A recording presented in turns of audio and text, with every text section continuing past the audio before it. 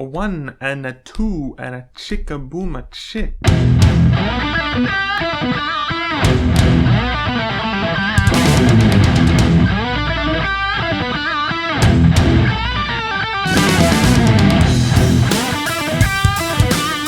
Hey everybody, this is Kevin here from Happy Beard Games, and I have something that I need to announce a little bit, something new that's going to be in my upcoming videos and relates to my channel. Now you may have noticed if you're a follower of me on Twitter that I recently had a poll. Yes, a poll where you can vote, and not like a poll, but like an actual, like a voter's poll. So on that poll you can choose one of 3 games. These are games that I have chosen from my library that I already have, that I have not done videos about. So these are games that I would like you, the viewer, to choose a game that I can do a video about. So that way you get the one that you'd most want to see first. And they'll all be done with the best quality that I can. And they'll all be done just like a normal video. But you get to choose. And I'm going to be doing that in the future as well. Including on this video, I'm going to have a new poll. Because last time, the poll was rather short, only a day. This one I'm going to leave the poll up a little bit longer. But I got to point out that last time, the poll was a tie. The 3 games were Snake, Rattle, and Roll for the NES, DuckTales for the NES, and Mickey Mousecapade for the NES. Now, I got 2 votes for each of the 2 winners that tied. So I got 2 votes for Mickey Mousecapade and 2 votes for DuckTales. So, since Mickey Mousecapade was the one that was clicked on first, both times, I'm going to choose Mickey Mousecapade, and that's what we're going to be playing today on Happy Beard Games. But yeah, just to point out, there's going to be a poll at the end of this episode, so if you stay tuned for the link, that'll be in the top corner of this video. You can click on it.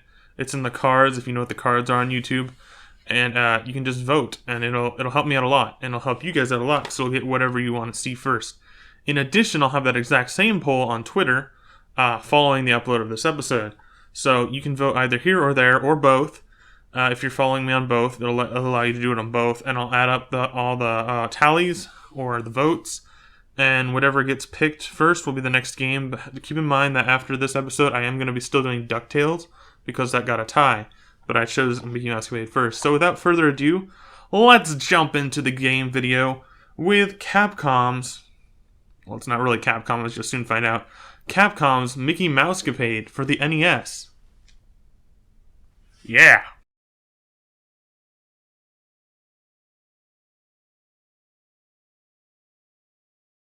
Alright guys, so we got Mickey Mousecapade here on Happy Beard Games today. Now, Mickey Mousecapade, a bit of a backstory and history on this game is, it says it's a Capcom game on the top, but in Japan it was originally, I believe this was developed by Hudson Soft, and then it was brought to the US by Capcom, and I don't know exactly what company did it, but there's some changes, significant graphical changes, not really gameplay changes. From what I know, I haven't played the Japanese version, but there's graphical changes in the transition from the Japanese to the American or the Western release of this game. I don't know about the European release. That's kind of a gray area, I guess, but because I have only played this version. But yeah, they're minor things. Like basically the bosses will be different characters, and I'll point that out as we go. But yeah, so this is a pretty cool game because it's not just you know, another Capcom Disney NES game. This is actually the first game on the Capcom NES Disney series, or I don't know if it's really a series, but they went on to make like Chip and Dale, you know, Rescue Rangers, and DuckTales, other various Disney games. There's a Disneyland game on the NES, and yeah, this is the first one. This is the one that kickstarted basically what the Disney Capcom Nintendo thing would be for a while on the NES. That's pretty cool because without this, I don't know if we would have got DuckTales. So you got to go through some tough games to get to the good games because we're going to be playing DuckTales next too. So Mickey Mousecapade is a platforming game similar to that of a Super Mario Bros. At times, but it definitely has its own mechanics. So let's join Disney's Mickey Mouse and Minnie Mouse characters in Mickey Mousecapade for the NES. Let's do this! Well, they got a basic enough title string showing a classic Mickey Mouse character design, though they didn't get the title quite right. It just says Mickey Mouse. In 1988, Disney Hudson Soft, who I think created the game, Capcom, who I think published the game, especially in the US, and Nintendo of America. Here we go, guys. Let's push start.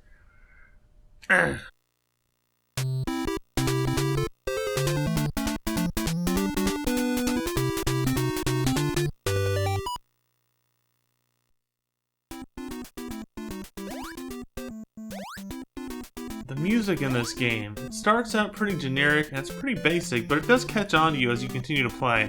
It does have a slight hint of that classic Mickey Mouse theme. So the basic controls are A to jump, B to shoot. Yes, this is a shooting game, and your only attack is to shoot. But and then you've got the D-pad to move, of course. Oh, that great classic D-pad. And then you've got select, which does nothing. And you've got start, which pauses the game in case you want to take a short break. And it does pause the music as well, so you don't have to listen to the music when it's paused. So when you first start the stage, you notice that there's a door, and it's asking you for a key. That's important because that's how you're going to finish the stage. So what you're trying to do in the stage is find the key, which you won't be able to find unless you make it through the level, defeat the final boss of the level, and grab that key. Now at the start, you'll notice by pushing B, nothing happens. So what you're going to do is you're going to have to find your attack. And watch out for that chandelier, guys, because it's a trap! And you got to watch out for that, because it hits me every time. In that treasure box is a star. Now, you can get 2 stars in this level, one from Mickey and one from Minnie. However, when you continue, I didn't get the star back from Minnie, so if you get a game over and continue, you only have Mickey's star. So that's why most of this playthrough, I'm only going to have Mickey's star. So what the star does is it allows you to shoot by pushing the B button.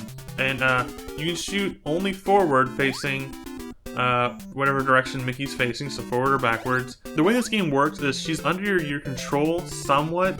It's sort of like the Ice Climbers, how they play on Super Smash Bros. That's probably the best way to compare this game to another game. So you're only playing as Mickey, but Minnie follows you. However, she's a little bit of a delay.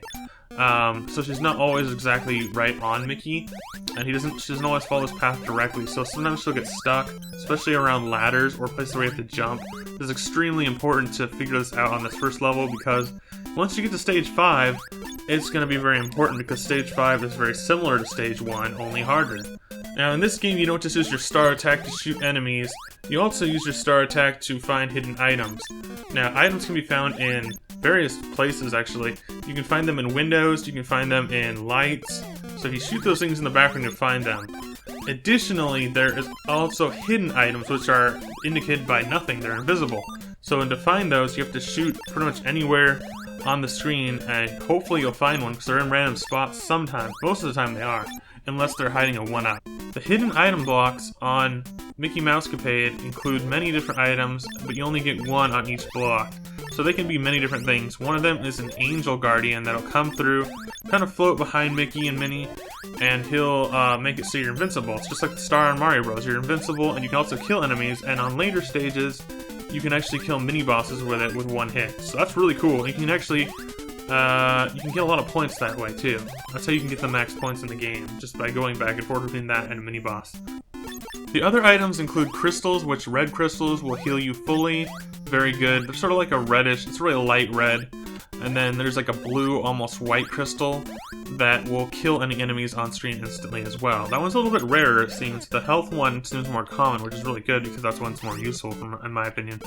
But there's also another one.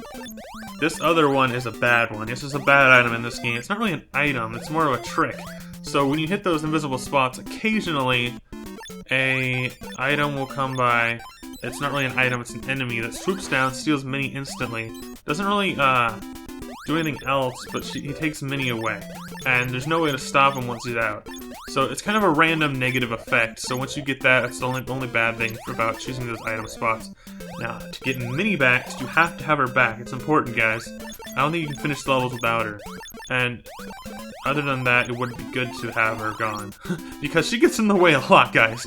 But, yeah, so when Minnie's gone, every one of those hidden item spots after that will give you a key. So you have to look for those hidden item spots even more now to find that key.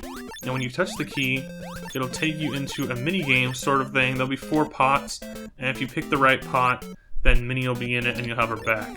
It's that simple, but sometimes you have to do it up to 4 times in order to find the right pot, because it takes you back out if you miss the right pot. So you have to keep doing it over and over, and sometimes you can't do it over in the same room, so you have to go find another hidden item spot. So that's really tedious, so you gotta watch out when you're trying to get those hidden item spots. I'd recommend trying them on the first stage, but on level 5, as long as you have full health, I wouldn't recommend doing those hidden item spots. Except for the ones that you know for sure are 1-up spots, because those are always in the same spot every time and they'll always give you a 1-up. There's one 1-up spot in stage 1, there's one 1-up spot in stage 5, the final stage.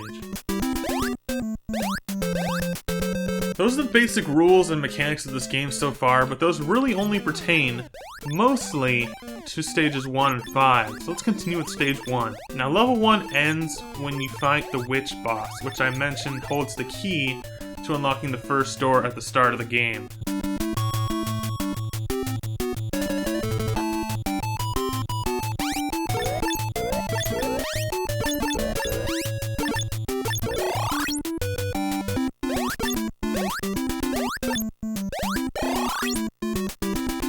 You go back to the start of the game and you unlock that door leading to the end of the level.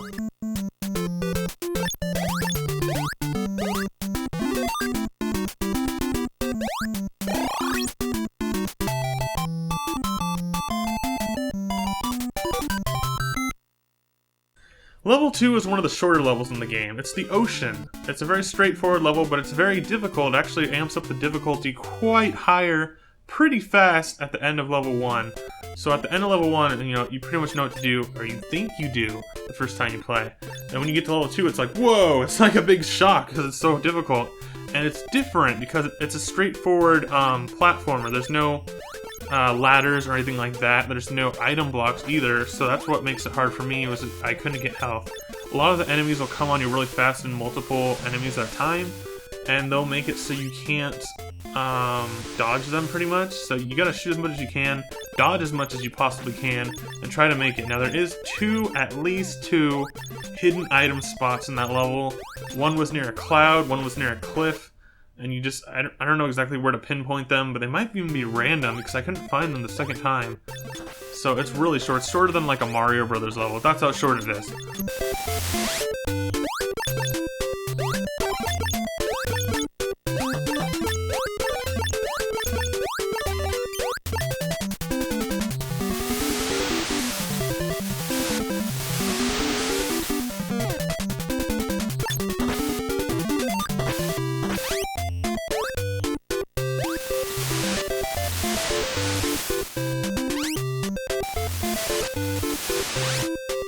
So once you make it to the end of that, you fight like a crocodile guy, and he's kind of hard. He's harder than the witch, that's for sure, but he's not too hard, so you probably only take you a couple tries to beat him if you're like me.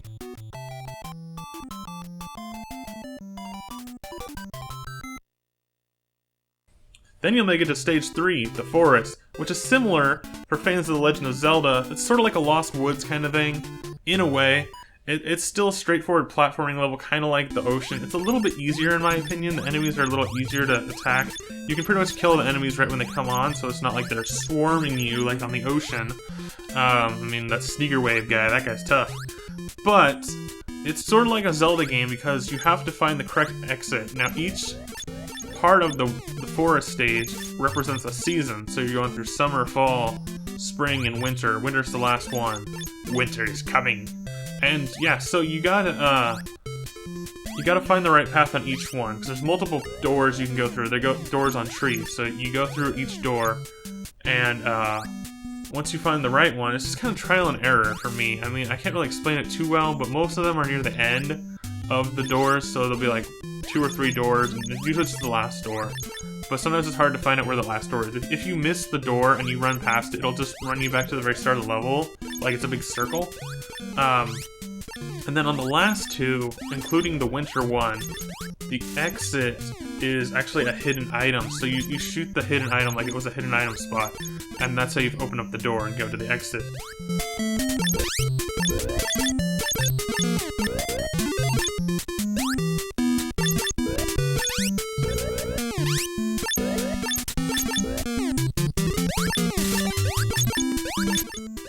on the winter one, there's 2 hidden doors, so you don't choose the first hidden door exit, you choose the second hidden door exit, which is right before the start sign. So it's kind of like you're going all the way around, and then instead of going all the way around, you go right before the start sign. That's where you find it.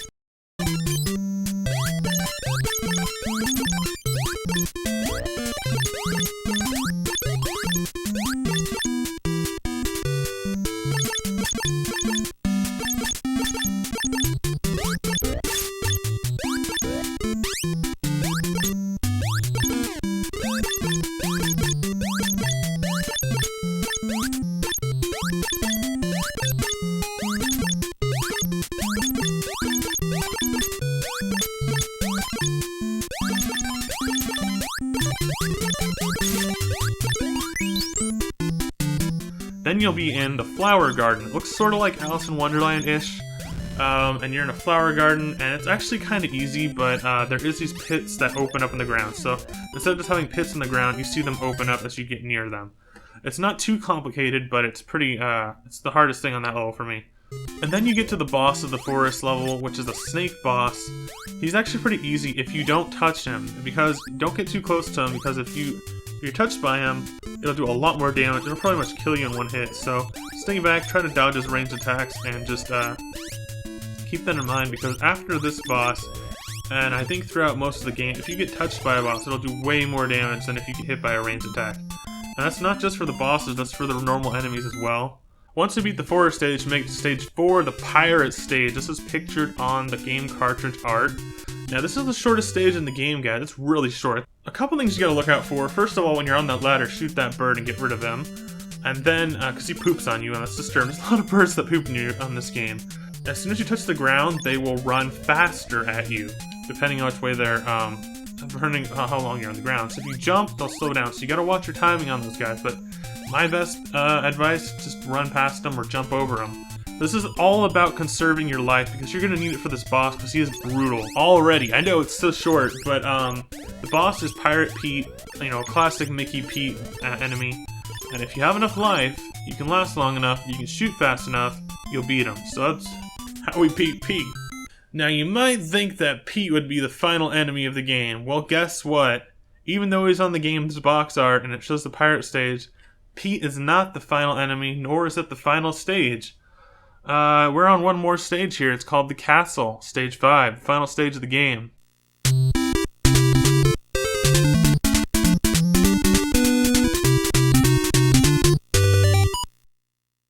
So like I mentioned earlier, this stage, stage 5, goes back to the basics of stage 1, although it's much bigger and harder. But it does kind of bring back some of those mechanics that you remember from stage 1, such as you're in a big like building area instead of outside. There's items again, that's really helpful. The Pete stage didn't have any items. So we got items, we got those hidden items again, we've got 1-ups you can find. We've got, you can break windows and get items. It's a lot easier because it's just simple. Now, I just want to point out that the items are the same as the first stage. And in the windows, you can actually pretty quickly get a piece of pie. A piece of pie actually heals you a little bit of health, but not fully. So I think it's about 3 bars, maybe, of your health. Also, the enemies in this game are notably weaker than the last 3 stages, so, or it seems like the last 3 stages, they were a lot harder than they are in this one. They're pretty easy. A lot of them you can kill with 1 hit, but there's a lot more of them than there would be on stage 1. So it's sort of like stage 1 times 2, or more. It's pretty tough, but it's not impossible. In addition to the enemies, there's 3 mini-bosses in this stage as well. There's 2 walrus guys and another Pete. Yes, another Pete. The first walrus guy is optional. Now, the first walrus guy is optional because he's just in a room with no exit. So if you go in there, you can fight him. It might take some of your health, but you can get it back pretty easily just by shooting windows and getting more cake. Now, the reason that I suggest fighting this guy is because behind him, once you defeat him, there is a hidden item spot. So if you shoot that a few times, a hidden item will appear, and that's a 1-up. So it should bring your life up to 5 if it's your first time. If not, then you just got an extra life. So that's always good. Gets you to keep on playing.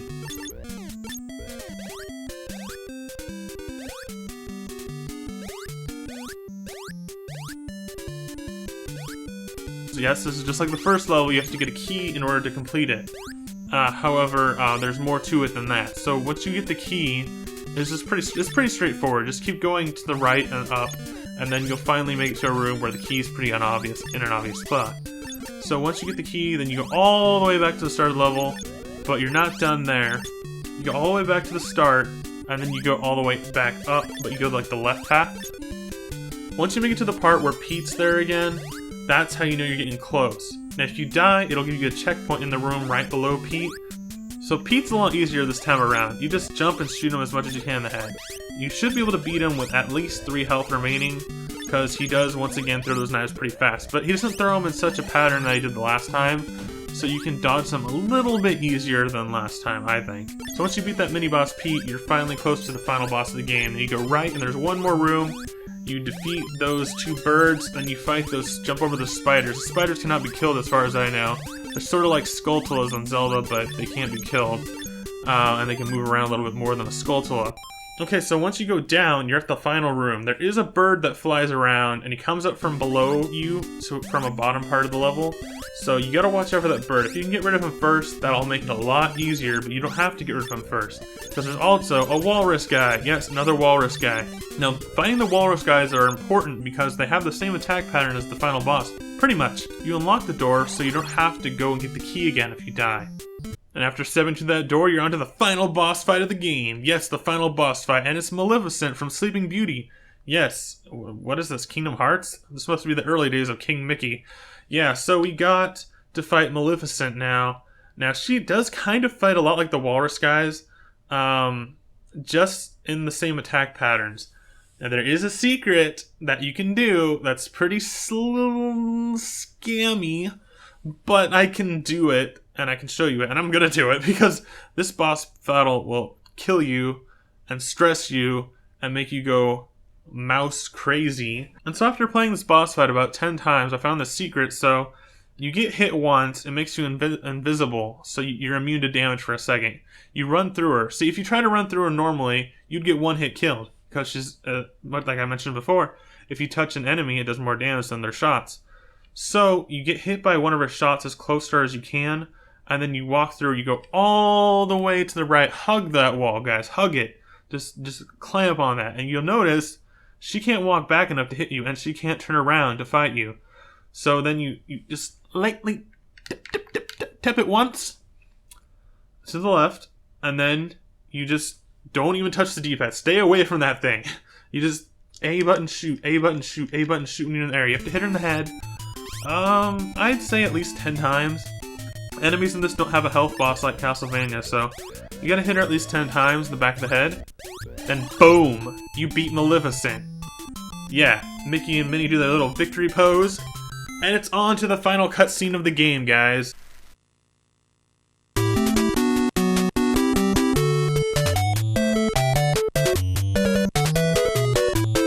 Mickey and Minnie Mouse fall down on this cutscene, and we find out that we rescued Alice from Alice in Wonderland. Yes, Alice from Alice in Wonderland is what our goal was. What a great finale. Was it worth all the stress and pain and repetitive trying again, trying hard? I guess so. I don't know. When I first got this game, I didn't like it. Especially when I first made it to the ocean stage, I kind of gave up for like a month. And I came back to it for this video.